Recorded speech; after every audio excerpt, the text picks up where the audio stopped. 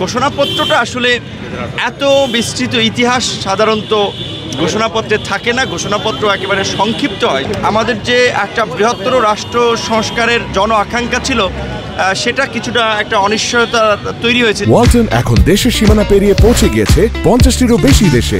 ওয়ালটন, ঘরে ঘরে বিশ্বজুড়ে।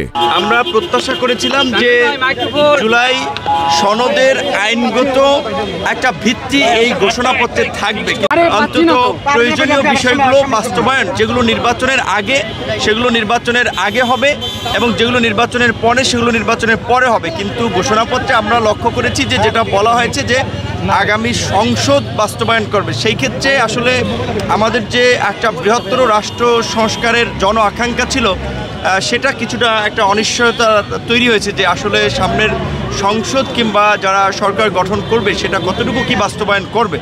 এবং আমরা ভেবেছিলাম যে এই বিশেষ করে ঘোষণাপত্রটা আসলে এত বিস্তৃত ইতিহাস সাধারণত ঘোষণাপত্রে থাকে না। ঘোষণাপত্র একেবারে সংক্ষিপ্ত হয়। সে কারণে যে এই 24-এর গণ অভ্যুত্থানের প্রেক্ষাপটটা ছিল আসলে গত 1.5 দশকের ফ্যাসিবাদের আপনার অত্যাচার, নির্যাতন, গুম খুন এবং তার মধ্যে 2018 সালের ঐতিহাসিক কোটা সংস্কার আন্দোলন এবং নিরাপদ সড়ক আন্দোলন এদেশের তরুণদেরকে জাগ্রত করেছে, যার ফলে এই 24-এর বৈষম্য বিরোধী আন্দোলন থেকে শেষ পর্যন্ত একটা গণ অভ্যুত্থান হয়েছে।